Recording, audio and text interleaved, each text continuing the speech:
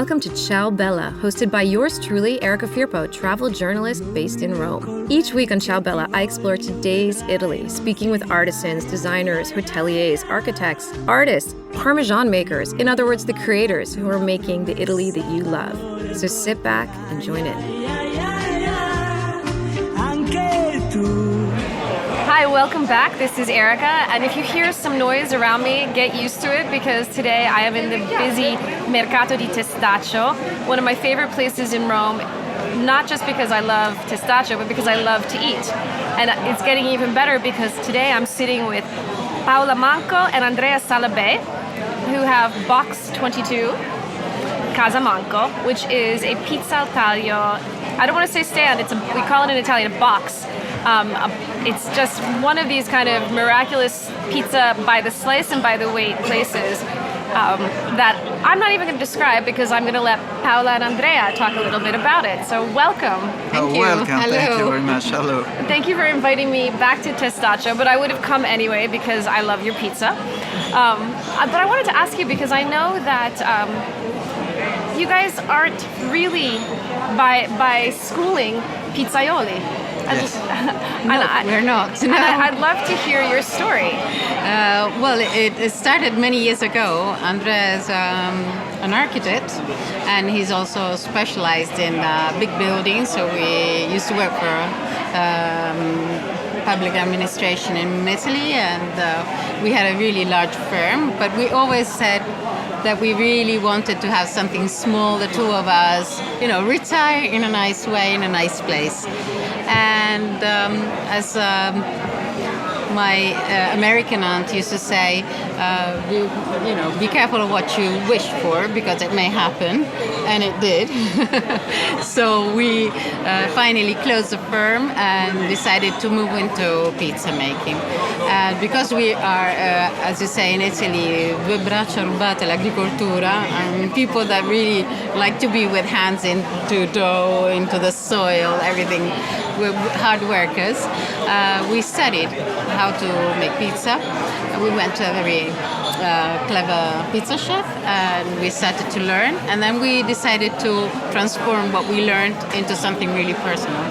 So Andrea mainly started to study and develop this new kind of dough, which we managed now to rise for 4 days in the fridge. So it's very special. I mean, it's not easy to have it so hydrated, and also that it has such a long proof. What can you describe a little bit about? What's in your dough? Well, it's very simple because it's a combination of three magical elements. One is whole wheat flour. One is spelt, which is whole wheat spelt, and spelt is traditional Roman because the Romans had only spelt before they had wheat.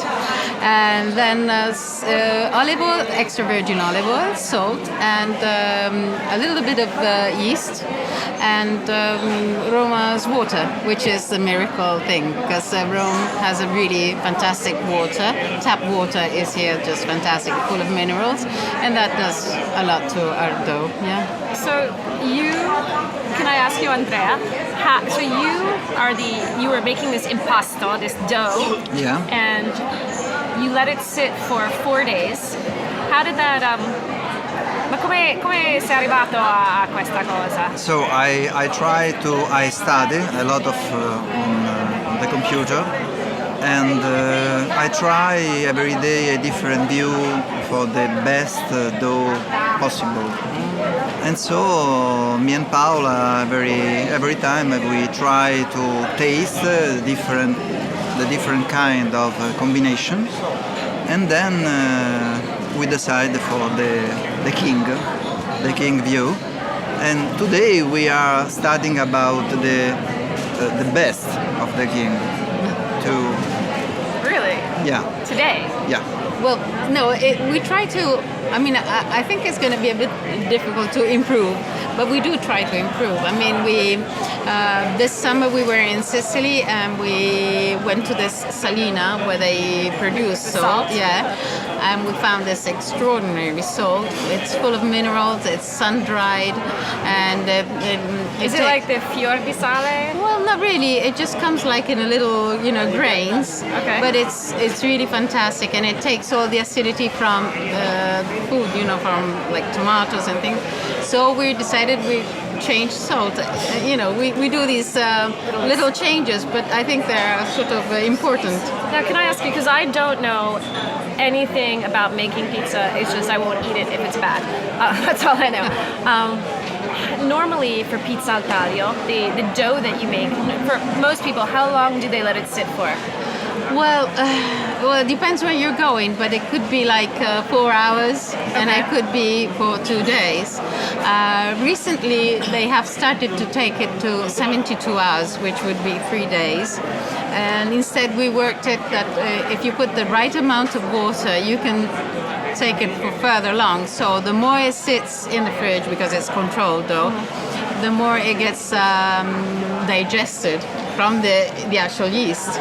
Now, just to let everybody know, we're talking about pizza al taglio, which is when you go to Rome, there are many different kinds of pizza. But pizza al taglio, you often find at a bakery. It's the flat pizza. It actually comes in like a long rectangular strip, and it can be plain.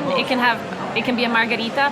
It can just be red sauce, and it can be many other things that we're going to talk about, because that's why I love going to you guys. But essentially, you get up to the counter and you say, hey, I'd like this. You physically show people how much you want. I want just this much, and then boom, the knife comes down, and that's what Roman pizza al taglio is. And you walk away. You don't sit down. You take it with you.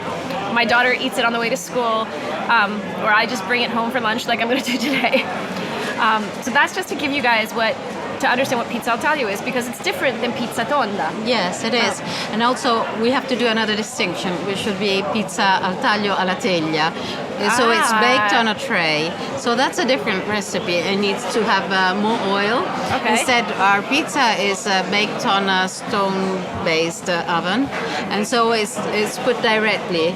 It has no trays, no baking trays or anything. It just gets kneaded and then put it in the oven. That's why the bottom sotto has that taste. Ah, yes, nice. It's got the crispiness Yeah. because it cooks directly on the stone. And that's why inside it's really nice and airy and soft, but it's crispy, airy and soft. Yeah. Now tell me, because the first time I came, I think I had a piece of the Bianca. I remember I came in, I said, I just want a little piece of Bianca. I had a meeting, I walked around, I ate it, and I was like, whoa. And then I came back, and I thought, I'm going to ask the hard question. I have a daughter who is vegan, and so I said, do you have anything vegan? Because I've noticed that some people will say, yes, it's vegan, but it's really not. They'll add some butter or something, and you were like, of course this is vegan. And in fact, we have vegan pizza, and I thought you were going to just say the rossa, but instead you said hummus, and I was like, what? You guys have a lot of really interesting ingredients. Yes, well, we try to please everybody. I mean, and also because it's nice that you can have all different kind of pizzas and please vegan people, Jewish people, Muslims. I mean, this is what it's nice to be in a market, because we have lots of people coming to our place. And so even, people that are intolerant to milk, why should they have something, or why should they give up the pleasure of having a pizza?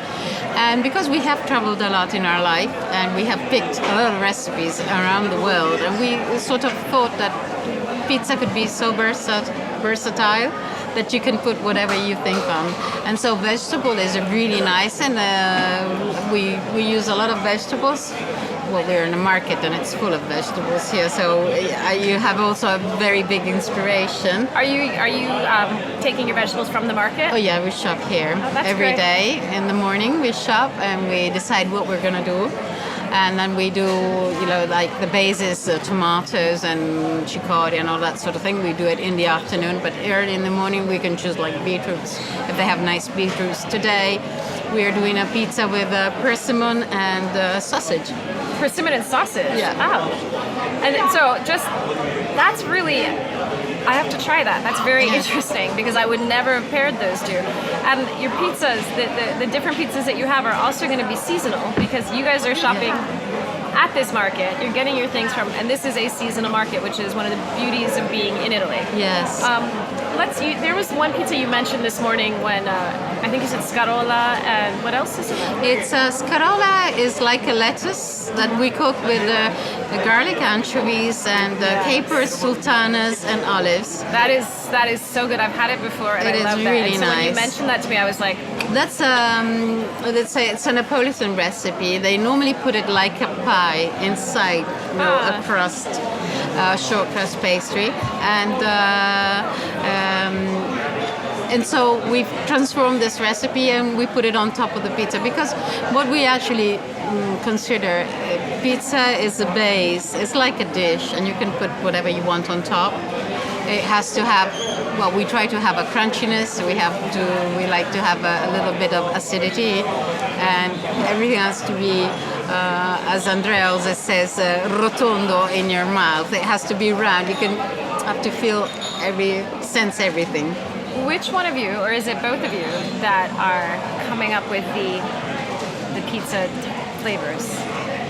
Who's the flavor boss? Ma tu sei il capo For me, No, who's a flavor boss? Ma chi decide? Chi fa I no, toppings? it's a team.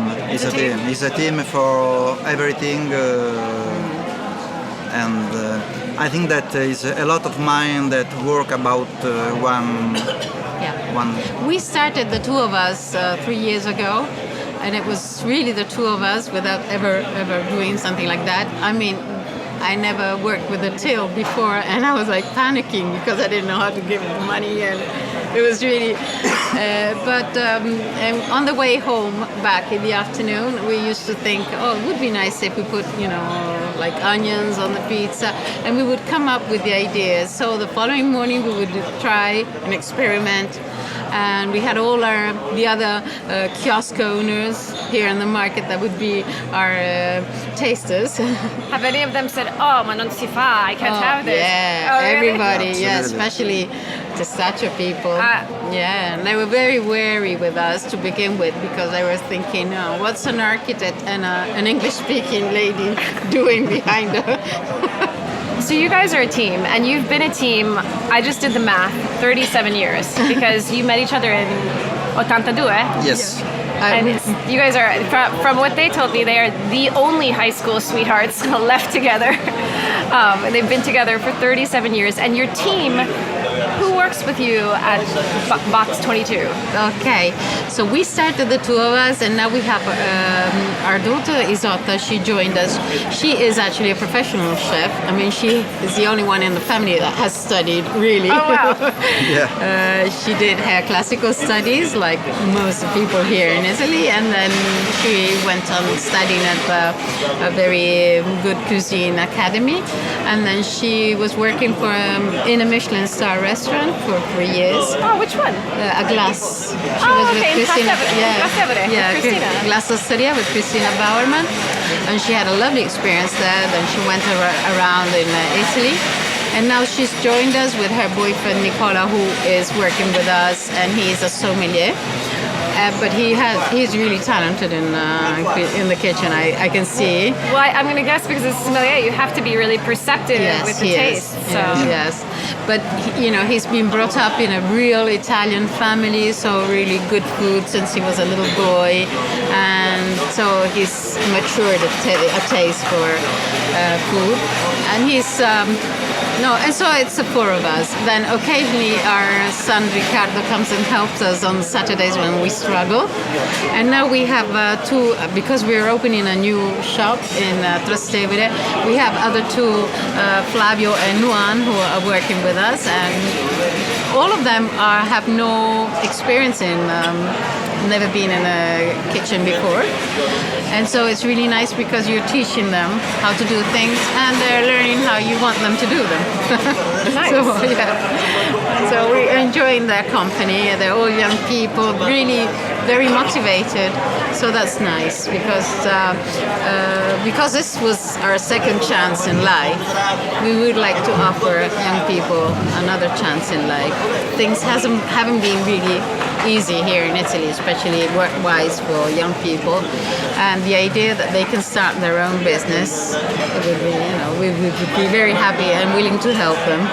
Oh, that's a really beautiful idea. I like that, and you put it into practice. I think pizza is one of those. It's kind of like it's the great equalizer. It's like the best social thing because pizza, especially Americans, I think we're used to pizza going out and getting a pizza, and we're slowly learning that pizza is, thanks to Italians or thanks to Romans, can be an all-day situation. For instance, I take my daughter to get pizza bianca every morning before school, so that's what she eats. And I have my little routine with pizza. But we were talking earlier about what happens in this market. So do you want to tell me a little again? Yeah, well, this market is a very fun place. I mean, I really love it here because it's not like having a shop that you're close into your shop and someone has to walk in. There's just people going by and they're being captured by the smells or by the look of the pizza or by us that we say hello and to everybody and we smile and we chat to everyone. So it's really a fun place. Early in the morning we have all old people, elderly people from Testaccio. So the nonni. The people that live here, that've been living here all their life. Lots of them have never been out of this neighborhood. They've not traveled or anything. So so they come in the morning mostly to have a little piece of pizza bianca and to have a little chat. So that's really nice. So we take care that the pizza is nice and soft because they do have teething problems too. And so pizza is quite soft and nice and moist that they can eat it easily. And then in mid-morning we have some tourists coming. And so we get all the pizzas, exotic kind of pizza. Like the gourmet. Yeah, the gourmet pizza. And at about 11:30, you have Romans again coming for their mid-morning break. What kind of pizza do they eat? The Romans, they would have pizza bianca with mortadella. That is very Roman. Very Roman. Pizza margherita, or they would have pizza marinara. Yes, that kind of pizza. So very traditional.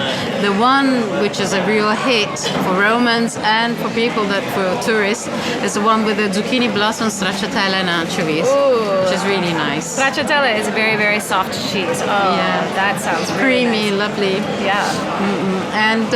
And then when it's around 1 o'clock, we have all the students because we have 2 universities around here and offices. So people that come, employees and students, and they just queue and have. Enjoy the pizza, and we enjoy chatting to everybody. It's really a very familiar place. I guess you could say this is going to be a little bad joke, a little bad pun, but with a slice of pizza, you get a slice of life. Well, yes, but vice versa. I mean, we do a lot. We love it here because there's lots of people I really got fond of here, and also the old lady that comes every morning, and if you don't see her for a couple of mornings, I do inquire where she is, and we try to see if we can help her out or something. How did you guys come to Testaccio Market, and why Testaccio? Well, we used to come as clients. We always liked it. There is a bit of a story behind this because I have my father buried in Testaccio's cemetery. So I used to take my children, our children when we were, going to the cemetery, then take them to the market. Yes. Oh, really? Yeah. So everybody should know that it's a beautiful cemetery. It's almost a Victorian cemetery. It is. It's beautiful. And some of the most important, like there are several poets, British poets that are buried there. There are many beautiful. It has beautiful tombs, but it's a very particular cemetery in Rome because back in the day, if you were not Christian or you're not Catholic, you were not buried anywhere but there. You had to be buried Outside the walls, yes. And in particular, that cemetery is next to a first century BC pyramid. So it's even more, you've got this beautiful Victorian cemetery that's also kind of different because it's not Catholic, and then you've got this incredible pyramid. And your father as well. Yeah, my father's there since 1998, and we used to take our children there. And then it was nice to take them to the market and, show them all the nice things. So we used to come as clients. And then 3.5 years ago, we were here. And because we were already thinking about having this idea of opening a pizzeria, then we all of a sudden saw a kiosk that was on sale. And Andrea said, let's open there, the pizzeria. And I was like, I didn't think much about it. And I said, oh, well, I'll go and try a pair of trousers and you inquire. And he came back and he already sort of bought it. Wow. Yeah, so what he wants, he does and has. So, tu, no? Sei uno che quello che vuole fa. Sono diretto, diciamo. Yeah. He said he's direct. I think that's so beautiful. I like that. I like that. It sounds like you guys, you have the ideal relationship. You're like a super team. Well, we stand united. Yes, for each other. I think it's. Or maybe I'm just thinking with my stomach because you make the best pizza.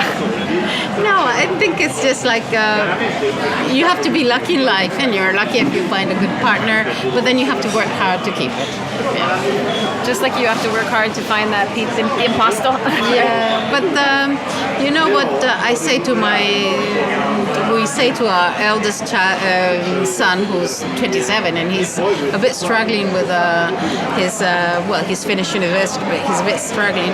And I always say it's not the brilliant people that go forward, but the determined people that do. So it's as much, you really have to want something really hard and work for it really hard, and then you can obtain it. Well, I think you guys have got it. Now, I'm going to ask a quick question about Testaccio Market. I'd love to know, do you have...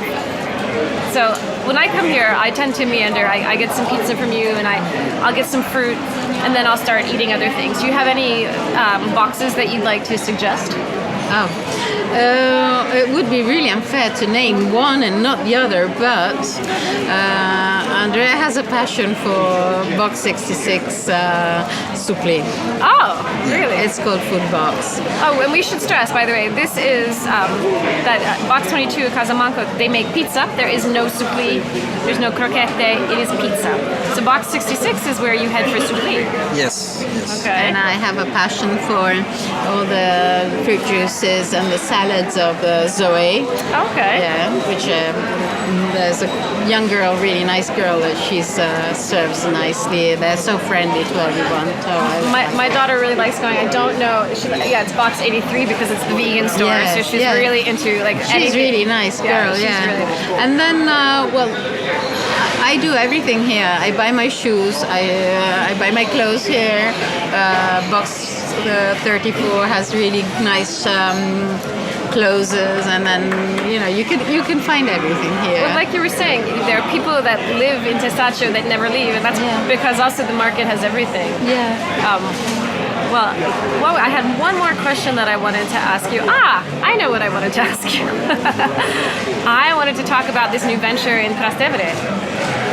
So, okay. Well, because especially Andrea is an entrepreneur. He's always worked in thinking of building something bigger and bigger. An expansion. Yes, he's slightly ambitious.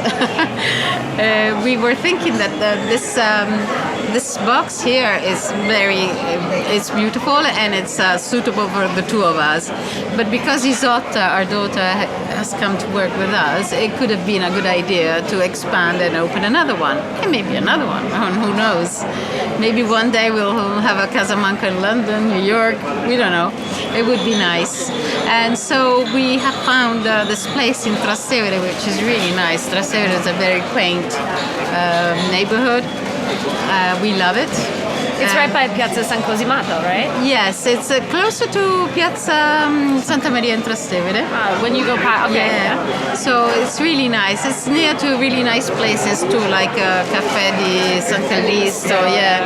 So historical places in Rome, and we are gonna introduce the same kind of pizza we're selling here, which has been a hit here in Testaccio. So we hope it's going to be a hit in So Trastevere. coming soon, Yeah. if you're in Trastevere, you're going to head to, if you can't find your way to Testaccio, which is not that hard to find, but if you just want to stay in Trastevere, you'll find Casa Manco. And especially because Trastevere is going to give us the opportunity of being open more, because we have to close at 3 o'clock here. Oh yeah, let's talk a little bit about Yeah. that. You were saying you're open from 9:30 to 3? Yeah, we come here very early in the morning. Then we start getting the dough, the pizza out at 9:30. Okay. And then at 3 o'clock we have to close, because it's being this a council market, we are obliged to close down. That's right. Yes. That's right. It's a city-run market. So and you're open Mondays through Saturdays? Yes. Wow, and you guys are here Mondays through Saturdays. Yeah. And you guys are opening in Trastevere. You got a lot on your plate. I know. But I'm going to eat all of that. So, well, thank you so much for joining me. Thank you, and Erika. now Thank you to I'm going to you. go look for some pizza to bring home. Okay. Thank you. Grazie. Grazie, ciao. You can find Casa Manco at Box 22 at the Mercato di Testaccio, Testaccio's Market. Or you can find them online at casamanco.it. CASMANCO.it. Thanks for listening to this week's episode of Ciao Bella. You can find all my episodes on iTunes, and if you have time, subscribe, rate, and let me know your thoughts on the podcast. You can also be part of the podcast by donating. Find Ciao Bella on patreon.com, where with as little as $1, you get behind-the-scenes photos and videos as I travel all throughout Italy. To learn more about me and my work, go to my website, ericafirpo.com, and follow my Italy adventures on Instagram at ericafirpo. Ciao Bella! And a very big thank you and hug to Massimiliano Yonta and Disc to Disc Studios, the producers of Ciao Bella, who continue to make me sound and feel great.